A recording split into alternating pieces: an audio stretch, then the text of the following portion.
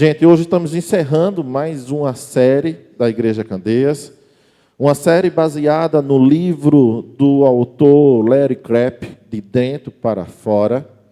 E durante todo esse mês, a gente falou sobre essa transformação que deve acontecer de dentro da gente para fora, que não é uma transformação de comportamento ou de imposição das regras de uma religiosidade, mas é uma transformação verdadeira que acontece de dentro para fora. E a gente falou que essa transformação, ela precisa passar pela necessidade de a gente olhar para dentro do coração com um olhar honesto, sincero, e reconhecer aquilo que tem de mais podre dentro do nosso coração. Sem esse olhar sincero no nosso coração, a gente não vai conseguir fazer uma transformação de dentro para fora. Depois falamos sobre uma sede que todo ser humano tem, que tem o formato da cruz de Cristo, e que nada nesse mundo consegue saciar essa sede. E, por vezes, a gente tenta saciar essa sede com conquistas, com viagem, com consumo, e com qualquer outra coisa que a gente tem sede também, mas essa sede é uma sede de essência de alma, e ela só pode ser preenchida por Jesus de Nazaré. E depois, por último, domingo passado, tanto o pastor Marcos aqui de manhã, como o pastor Debrando à noite, falou sobre 3 pilares que nos fortalecem nessa jornada de transformação de dentro para fora, que é a Bíblia, o Espírito Santo e a comunidade. E hoje eu quero falar sobre um aspecto que muitas vezes nos assusta, e que a gente fala pouco, talvez, ou a gente evita falar, é o preço a ser pago. Existe um preço a ser pago para viver essa transformação de dentro para fora. Você já ouviu a frase, Jesus é um problema na minha vida? Isso é de um pastor, Carlinhos Queiroz, pastor muito querido aqui da nossa comunidade, né, que tem essa frase, e essa frase marcou a vida de muita gente. Jesus é um problema na minha vida. Essa frase nos lembra que nessa jornada de seguir a Jesus de Nazaré, tem um preço a pagar. Tem um preço que cabe a nós. Tem um preço que é para a gente pagar. Eu sei que a salvação e o perdão dos nossos pecados já foram pagos por Jesus quando Ele carregou a cruz até o Calvário, quando Ele morreu, derramou o seu sangue nos livrou. Ele pagou o preço disso. Não é sobre esse preço que eu estou falando. Estou me referindo ao preço pessoal, a esse esforço que eu preciso fazer de olhar para dentro de mim, do meu próprio coração, sabe, e reconhecer a maldade e o pecado que eu tenho aqui dentro. É o esforço que eu preciso dar, o primeiro passo, que eu preciso fazer nesse processo de transformação de dentro para fora, nesse processo que é no meu interior, que não tem relação com regras da igreja, da religiosidade, com comportamento, não tem relação com o que é exterior. Ele tem relação com aquilo que está aqui dentro, com quem eu devo parecer, depois que eu digo a Jesus, eu te seguirei, meu Jesus. Com quem eu devo me parecer? Não tem a ver com comportamento, mas tem a ver com essa transformação aqui dentro. A religiosidade, ou melhor dizendo, essa transformação que muitas vezes nós procuramos, que é exterior, que tem a ver com comportamento, sabe? Que tem a ver com, eu não faço isso porque a regra dos crentes diz para mim não fazer. Não tem essa coisa assim, né? Tipo assim, eu não vou trair porque a igreja diz que isso é pecado. Mas a transformação, ou porque está na Bíblia, é um dos 10 mandamentos. Mas a transformação interior, ela me leva a não olhar para outra mulher que não seja a minha esposa com olhos de desejo, Porque a transformação está aqui dentro. Eu não olho para outra mulher com olhos de desejo. Eu não desejo outra mulher porque é proibido ou porque a igreja, a religiosidade diz que não. Mas é porque Jesus entrou na minha vida e transformou essa área na minha vida que eu não cobiço outra mulher. A transformação exterior vai dizer assim, olha, não mate. Aí você não mata porque matar é algo que a religiosidade diz, ou a regra, ou o mandamento de Deus diz para você não fazer. Mas essa transformação que acontece de dentro para fora faz com que você ore pelo seu inimigo. Faz com que você não odeie aquele que te faz mal. Está entendendo a diferença? A transformação de dentro para fora. E isso dá trabalho. Isso nem sempre é fácil. Por isso que o pastor Carlinhos diz, Jesus é um problema na minha vida. Muitas vezes esse preço, ele tem a ver com a negação. De negar-se a si mesmo. E assumir um compromisso com Deus. De dizer não para as suas pulsões, para o desejo do seu coração. Tem a ver com a coragem de carregar a sua própria cruz. E aí eu queria entrar aqui no texto bíblico hoje de manhã, que está em Mateus capítulo 16, do versículo 24 ao 25. E é Jesus chegando para os discípulos e tendo esse diálogo com os discípulos. E aqui Jesus está se preparando para a cruz, está se preparando para ser condenado pelos romanos. E Jesus sabia o que ele ia passar. E ele chama os seus discípulos e diz assim, se alguém quiser acompanhar-me, em algumas versões diz, se alguém quiser seguir-me, negue-se a si mesmo, tome a sua cruz e siga-me. Pois quem quiser salvar a sua vida, a perderá. Mas quem perder a sua vida, por minha causa, a encontrará. Existe um preço, meus irmãos, a pagar. Por mim e por você. E a gente aprendeu que, e mais uma vez eu digo isso, que o preço já foi pago, e isso é verdade, isso é legítimo. O preço da nossa salvação, ela já foi paga por Jesus na cruz do Calvário. Mas nesse processo de transformação de dentro para fora, há um preço a ser pago que só eu que tenho que me esforçar para fazer, e é você que precisa se esforçar para fazer. E Jesus já pagou o preço da nossa salvação, mas tem a nossa parte também. Tem a nossa cruz para carregar. Quem quiser vir após mim, quem quiser me acompanhar, negue-se a si mesmo, tome a sua cruz e siga-me. O que Jesus quis dizer com isso? De tomar a sua cruz e seguir a Ele. Eu queria dividir aqui esse momento em dois momentos. Primeiro, eu queria explicar o que não é a cruz. Tá? Então, não é a cruz um fardo, um peso, um fardo muito pesado, ou um peso insuportável que você precisa carregar. Não é o diagnóstico de uma doença que você descobriu, não é um casamento falido, não é um trabalho ruim, não é... Sabe essas coisas que levam a gente a dizer assim, essa é a minha cruz que eu tenho para carregar na minha vida? Não é isso. A cruz que Jesus Cristo está dizendo aqui, toma a sua cruz e siga-me, não é um fardo, não é um peso insuportável que a gente precisa carregar na nossa vida. Não é. Também não é símbolo de triunfalismo ou conquista pessoal. Não é um emblema de poder espiritual, sabe, pessoal. Tome a sua cruz, seja empoderado, seja para me seguir. Faça milagres, faça coisas extraordinárias. Expulse demônios em meu nome, cure. Não é esse emblema de triunfalismo.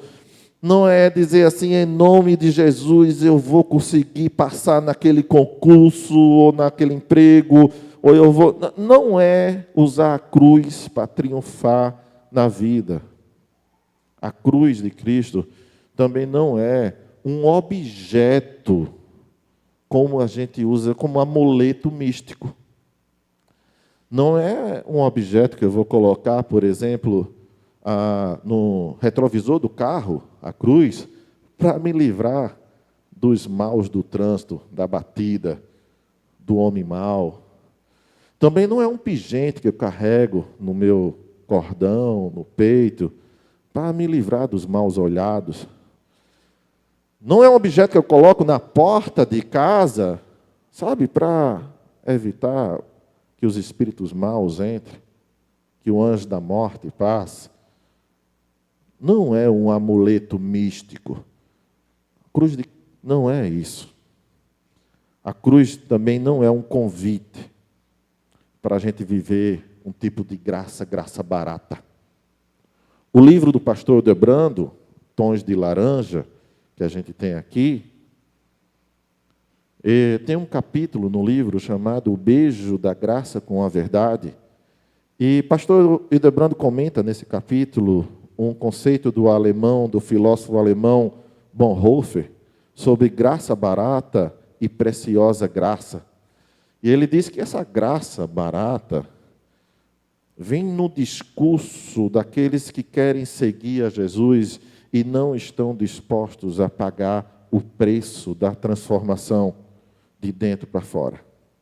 São pessoas que usam a cruz como licença para continuar pecando, para continuar fazendo sempre as mesmas coisas que não são da vontade de Deus o tempo todo. Afinal de contas, Jesus já pagou o preço por mim lá na cruz do Calvário, eu não preciso fazer mais nada. Isso é uma teologia chamada graça barata. No livro do pastor Hildebrando, ele vai dizer de uma graça verdadeira, que ela beija a gente, sabe? E ela nos leva à transformação. À transformação. Ele tem uma frase do pastor Hildebrando que eu anotei, que é assim: a impressão que eu tenho é que só entendemos o que queremos entender, o que nos convém entender. Tem um pastor, Billy Graham, ele diz que às vezes os maravilhosos, né? Ele diz que os crentes, às vezes, ele escreveu o 5º evangelho. A gente tem 4 evangelhos. Billy Graham disse que os crentes escreveram o 5º evangelho. O que é isso? Ele pegou tudo que tem nos evangelhos para a gente viver, sabe? E aquilo que convém, isso aqui eu vou anotar no meu 5º evangelho, isso aqui eu vou fazer. Não matará, para mim, para não matar está fácil. Não orar pelo seu inimigo. Não, orar pelo seu inimigo, isso aqui foi uma coisa lá, isso aqui não vou colocar, não. A gente vai formulando o nosso 5º evangelho de acordo com a nossa conveniência. Para a gente viver bem com Deus, estar aprovado, sabe, com Deus, a gente vai formulando. E às vezes a gente usa a cruz de Cristo como licença para criar esse 5º evangelho, ou para continuar vivendo da mesma forma de quando a gente se entregou a esse Jesus maravilhoso. E não é isso. A cruz não é isso. Mas eu queria dizer agora o que é a cruz. Em nosso tempo, a cruz tem um significado de amor, de perdão, até de vitória, né? Porque Jesus Cristo venceu a morte na cruz. Então a gente olha para a cruz e é símbolo de amor, desse Deus que se esvaziou de si mesmo, tomou a forma de servo e foi obediente à vontade do Pai até a morte e se entregou por nós e pagou o nosso preço na cruz do Calvário. Isso tem a ver com amor. Então, no nosso tempo, a gente olha para a cruz e diz que é símbolo de amor, que é símbolo de vitória, de redenção, mas na época de Jesus não era assim. Os romanos, ele pegava os condenados, e aí os condenados eram forçados a carregar a sua cruz, aquele objeto que ia levar a pior morte que havia naquela época, sabe, como símbolo de vergonha e de dor, como símbolo de humilhação. E não bastava ser apenas um símbolo de humilhação, você precisava expor esse símbolo de humilhação, carregando em via pública, e as pessoas iam cuspindo em você, as pessoas iam lhe instigando e tirando piadas contra você, até você chegar lá na cruz e, de forma pública, ali morrer na cruz. Para os discípulos, tomar a sua cruz e seguir ao Mestre significava assumir um compromisso com Jesus, mesmo que esse compromisso significasse expor aquela atitude de coração de assumir esse compromisso publicamente como preço a ser pago de vergonha, de dor, de humilhação. Não importa se eu tenho um preço a pagar, se eu preciso carregar essa cruz e ser morto. Para os discípulos tinha a ver com isso. De assumir o compromisso, de carregar a cruz. Tinha a ver com renúncia do eu. Jesus Cristo disse assim, não vivo eu, apóstolo Paulo disse, não vivo eu, mas Cristo vive em mim. Tem a ver com a renúncia do eu. A cruz, o significado da cruz para os nossos dias, tem a ver com a minha renúncia, sabe? Do meu eu pecador, do meu eu egoísta, tem a ver com a renúncia do meu coração, que tem a tendência de fazer aquilo que é errado. Clóvis de Barro Filho, ele tem uma frase que ele diz que a verdadeira liberdade é aquela que você não está preso à vontade do seu coração, porque se você só faz aquilo que o seu coração deseja fazer, porque muita gente diz que liberdade é fazer tudo o que o seu coração quer fazer. Aí Clóvis de Barro chega e diz, não, liberdade não é isso, porque se você só faz aquilo que o seu coração quer fazer, você é escravo do seu coração. E você precisa fazer aquilo que precisa ser feito, independente da vontade do seu coração. Mesmo que seja contra a vontade do seu coração, você precisa fazer, porque aí sim você vai ser livre. E essa cruz que Jesus está dizendo, toma a tua cruz e siga-me, tem a ver com a renúncia do eu. De dizer, não vivo eu, mas Cristo vive em mim, agora eu não vou mais realizar todos os desejos do meu coração, de maneira desesfreada, como se isso fosse símbolo de felicidade. Não é isso que a gente ouve por aí? Você precisa realizar os desejos do seu coração para ser feliz. Minha vida, minhas regras, né? Esse tipo de coisa assim. Quais são os desejos do teu coração? Vai lá, realiza. Vai machucar fulano. Não tem problema. É o desejo teu. Você só tem uma vida aqui. Vai e realiza todos os teus desejos, porque tu só tem uma vida aqui. Aí Jesus diz, não é isso. Tomar a sua cruz e seguir é negar essa pulsão do teu coração. Tem a ver também, sabe, com olhar para a vontade de Deus acima de todas as coisas. Olhar para o próximo e amar o próximo como a ti mesmo. E isso vai de encontro ao desejo, muitas vezes, ao desejo do teu coração, porque o teu coração não vai querer desviar do caminho como fez o bom samaritano, que estava indo para uma viagem e no meio do caminho encontrou aquele homem quase morto, que era de uma outra religião, quase um inimigo seu, e ele parou, cobriu aquele homem com sua capa, levou para um hospital, pagou tudo e depois foi para a sua viagem. Tem a ver com isso. Enquanto os homens religiosos que passaram por ali, o sacerdote, o levita, olharam para aquele homem caído, disseram, eu tenho uma outra obrigação ali na igreja, eu vou para lá, depois, se esse cara estiver aqui no chão, eu vou ver o que é que eu vou fazer, mas eu vou para lá. Aí o samaritano, que não era daquela comunidade, digamos assim, que não era daquela crença, que não é, olha, ele disse, não, eu não posso deixar esse homem aqui. Eu vou colocar ele no meu carro, vou levar para o hospital, vou pagar todas as despesas, eu vou cuidar dele.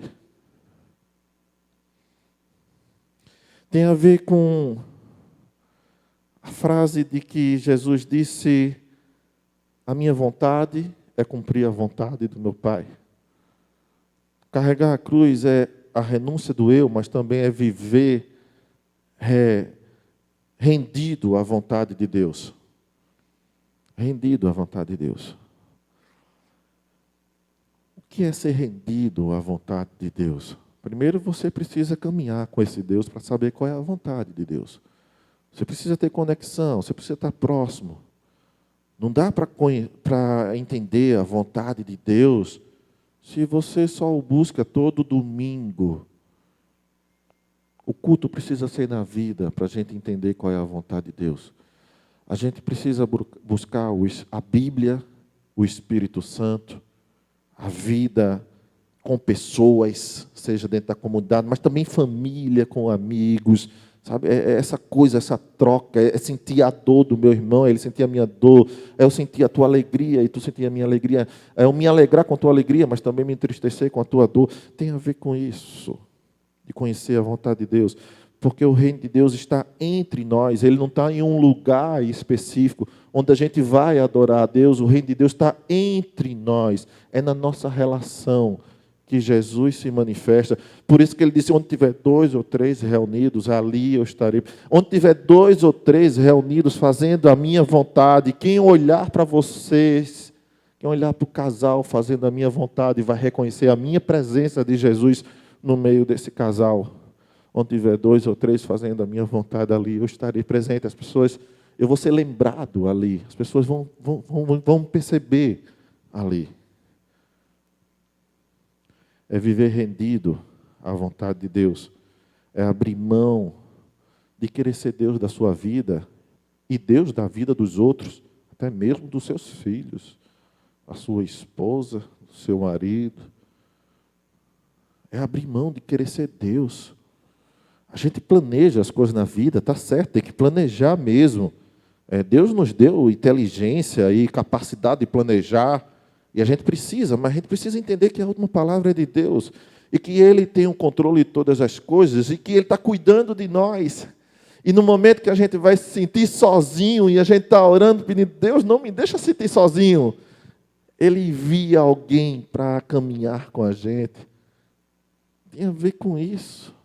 De confiar que tudo pode nos faltar, desde que não nos falte Ele na nossa vida.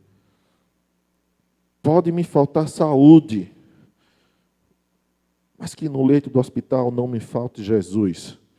Pode me faltar emprego, mas quando eu estiver chorando na minha cama, que não falte a presença de Deus enxugando as minhas lágrimas. Está entendendo?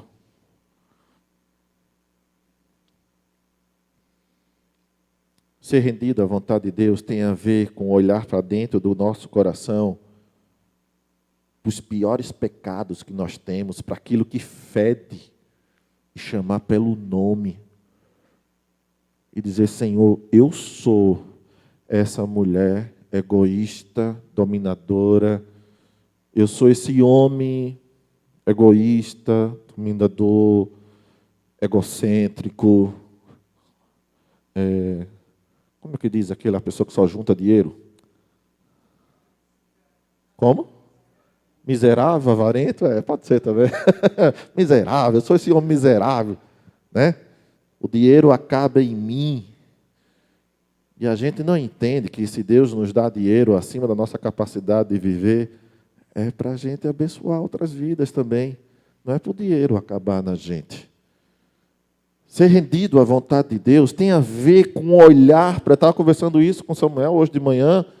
Tem a ver com colocar a lente de Deus, sabe, na forma como a gente lê o mundo e enxergar todas as áreas da vida com essa lente dos olhos de Cristo e dizer a vontade de Deus na minha vida para isso aqui é essa, para essa outra. E possa ser que a vontade de Deus na minha vida seja uma, para mim me comportar de um jeito, e para a sua vida seja outra. Por isso que a gente precisa se conectar com Deus, precisa caminhar com esse Deus, a gente precisa de conexão entre os irmãos também, para a gente dividir, partilhar a vida, conhecer outras experiências também. Isso vai nos ajudando a gente entender qual é a vontade de Deus e a se render a essa vontade. Ser rendido à vontade de Deus tem a ver com tudo isso, de olhar para dentro do coração e chamar os piores pecados pelo nome, reconhecer e colocar diante de Deus. Tem a ver com olhar para a sede que nós temos de vida e dizer, essa sede não será preenchida por consumo, por bens, por festa, por nada nesse mundo. Essa sede que eu tenho, que todos nós temos, todo ser humano tem, é a sede de Deus, é a sede de Jesus, que tem o formato da cruz do Calvário, só vai ser preenchida por aquele que disse que eu sou a fonte, quem beber de mim jamais terá sede. Tem a ver com isso. Tem a ver com levar tudo isso em oração até Deus e deixar o Espírito Santo nos transformar de dentro para fora. A cruz de Cristo tem a ver, a cruz que Cristo nos pede para carregar, tem a ver com um convite de entrega e compromisso.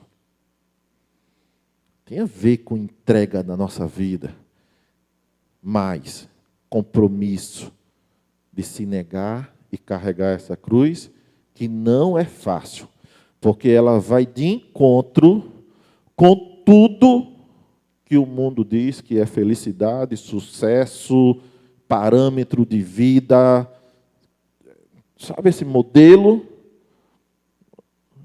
Essa vida, essa cruz que Cristo nos chama para carregar, vai de encontro a esse modelo de sucesso, de felicidade que o mundo nos ensina.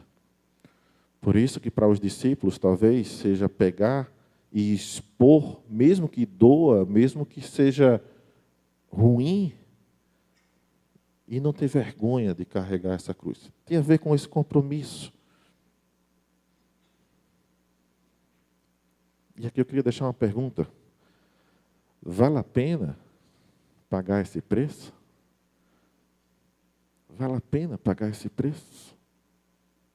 Se Jesus é um problema na minha vida e na sua vida, e cada vez que a gente se aproxima desse Jesus, a gente vai, sabe, nos incomodando a agir de forma que o padrão que o mundo diz de sucesso e felicidade é, e isso é um problema. Amar meu inimigo é um problema, estender a segunda face, a colocar a capa, sabe, a dar de comida a quem está com fome, a vestir quem está com frio, a deixar ser transformado o meu eu e não o meu interior e não o meu exterior. Tem a ver com a transformação verdadeira de alguém que olha para você, lhe conhece e diz: teu comportamento está assim, bacana. Sabe, tipo assim, tu está dando dízimo em oferta, mas tu está com medo do gafanhoto ir lá e pegar, ou então tu está fazendo isso por uma certa obrigação, e tu não está entendendo que tudo que tu tem, fui eu que dei, e tu está dando por amor de volta, está parecendo assim, a oferta de Caim e Abel, que Deus rejeitou uma e a outra não, porque Deus conhecia o coração.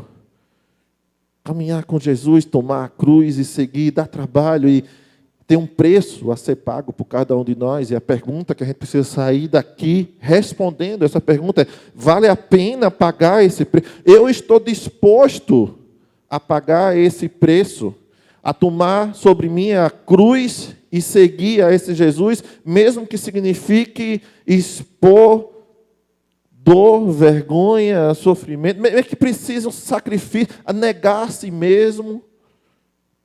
Vale a pena?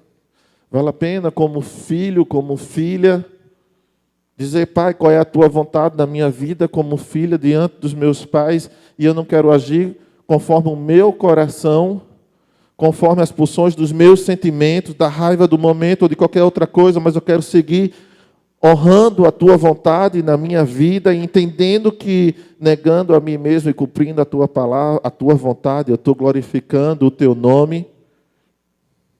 Vale a pena pagar esse preço? Hoje que mas a gente estava conversando hoje de manhã, antes de vocês chegarem com o Ministério de Louvor, sobre relação de pais e filhos, como cada vez isso está mais complicado, porque o mundo vai ensinando cada vez mais que as pessoas precisam olhar para o coração e fazer aquilo que tem a vontade no seu coração. E aí está muito em moda hoje em dia também a palavra tóxico, né? E aí os adolescentes, crianças aprenderam isso, e olha para os pais e diz: você é um pai tóxico, você é uma mãe tóxica, e a nossa relação está tóxica, porque eu não consigo fazer mais a minha vontade. E diante desse discurso, se esqueceu de colocar Jesus no meio e perguntar: Jesus, qual é a tua vontade? Porque não é nem a minha, nem a dos meus pais, é a tua vontade que deve prevalecer aqui em casa. Estamos dispostos? Você está disposto a orar hoje e dizer: Pai, eu perdoo de verdade aquele que me magoou, aquele que até Ontem eu desejava o mal, hoje eu perdoo. Uma vez eu contei isso aqui, eu lembrei disso agora. Que eu estava com muita raiva. Entendeu o que é muita? É muita raiva mesmo de uma pessoa. E aí toda vez que eu ia orar, aí me vinha essa passagem bíblica, sabe? Ore pelo seu inimigo, abençoe a vida dele. E aqui dali era brigando comigo, meus irmãos. É verdade esse bilhete, né, que eu estou dizendo. E aqui dali brigando comigo, eu ia dormir, a pessoa na minha mente estava ali do meu lado, brigando comigo na cama e aquela coisa toda. E eu digo, eu vou orar. Eu vou orar por esse miserável aqui, sabe? Eu, Senhor, abençoa a vida de fulano de tal, sabe? Abençoa, bem abençoadinha. Fala com ele, sabe? Transforma a vida dele. Agora, se ele não ouvir a tua voz, leva ele, assim, passa um caminhão em cima dele e leva ele para os teus braços logo, porque o cara está infernizando a minha. Assim, não pode ser essa oração. Eu pedi perdão a Deus, lógico, né? Mas às vezes a gente ora assim. Deus conhece o nosso interior. Vale a pena, sim, pagar o preço de carregar a cruz. Que além desse preço de se pagar, existe uma vida a ser vivida. O texto bíblico que a gente leu, no versículo 25, diz: pois quem quiser salvar a sua vida, quem quiser ter o controle e viver do seu jeito, a perderá. Mas quem perder a sua vida, quem abrir mão da sua vida, desse controle, dessa forma de viver do jeito que o seu coração quer viver, por amor a mim, por minha causa, a encontrará. Existe um preço a ser pago, mas existe uma proposta de vida a ser vivida. E quando eu entendi aquilo e orei de forma sincera, Pai, transforma o coração daquela pessoa para o bem dela, para que ela possa te conhecer, e conhecendo ela encontrar vida. Todo aquele ódio e aquela mágoa que eu tinha no meu coração desapareceram. Eu encontrei vida. Porque carregar mágoa, isso afunda a nossa vida. Isso deixa a nossa alma amargurada, doente. A psicologia, a Kátia está aqui, sabe disso, explica melhor do que eu mesmo, que a mágoa, o rancor, ela causa doenças no nosso corpo. E a gente tem uma proposta de vida que é só encontrada em Jesus, que tem a ver com essa liberdade. Jesus nos liberta, sabe? Jesus nos liberta de tantas coisas, meus irmãos. Jesus nos liberta dessa gaiola, como fala meu amigo Júnior muitas vezes, da religiosidade, que é uma gaiola bonita de ouro, mas que a gente se prende lá dentro e joga a chave fora, cheia de regras, cheias de, sabe, Jesus nos liberta de tudo isso e diz assim, não é sobre religião, é sobre relacionamento, vem caminhar comigo. Jesus nos liberta de uma vida amargurada, Jesus nos liberta do jugo, de querer a aprovação dos outros a qualquer momento, da culpa do pecado. Jesus nos liberta da culpa do pecado. Essa vida que nós encontramos em Jesus tem a ver com viver uma vida fortalecida pelo Espírito Santo. E tem certas coisas que nós fazemos e que serão transformadas em nossas vidas somente pela ação do Espírito Santo na nossa vida. Você, meu irmão, você pode fazer o maior esforço do mundo, tem coisas dentro de você que só serão transformadas pela ação do Espírito Santo na tua vida. Que não é pela nossa força, pela nossa capacidade intelectual de planejar uma ação, algo, e dizer isso aqui vai mudar na minha vida, e se está lá dentro, é só o Espírito Santo. E essa vida que Jesus nos oferece a caminhar, que a gente encontra só nele, a gente tem um apoio e a força e a ajuda do Espírito Santo para nos transformar de dentro para fora. sempre de dentro para fora, para nos fortalecer, para nos dar força, para fazer com que a gente espelhe o amor, o perfume de Cristo nas nossas relações. Essa vida que Jesus nos oferece tem a ver com amor, com paz e com alegria, mesmo em meio às dificuldades. Não é uma vida ausente de problemas, de doença ou de qualquer outra coisa a gente vai enfrentar, mas no meio de tudo isso, a gente tem um Jesus que pega na nossa mão e diz: eu estou contigo, filho, passando por isso. Existe uma música, mas eu acho que um livro também chamado Tapeceiro, que é a coisa mais linda do mundo, que ele compara o Espírito Santo, Deus e Jesus como tapeceiro. E às vezes a gente olha para o tapete do lado contrário, a gente vê aqueles nós ali, a gente não consegue entender o que é que está se desenhando, mas quando a gente vira o tapete, a gente vê aquela coisa linda. Tem a ver com a gente confiar em Deus e saber que no meio do deserto, da dor, a gente dizer: Jesus é meu tapeceiro, eu não estou entendendo nada que está acontecendo, está doendo, mas Ele está construindo algo na minha vida que eu tenho certeza que eu vou glorificar o nome dEle lá na frente, que eu vou olhar para trás, e eu vou enxergar a presença dEle em todos os momentos que eu chorei, que eu caí, que eu me alegrei, que pessoas chegaram perto de mim. Todos os momentos Deus estava comigo. Vale a pena, meus irmãos, pagar o preço, porque a vida está em Jesus. Já é difícil viver essa vida. Sem Jesus, é mais difícil ainda. Não pagar esse preço tem um prejuízo ainda muito maior para nossas vidas. Vale a pena pagar o preço, porque a vida está em Jesus.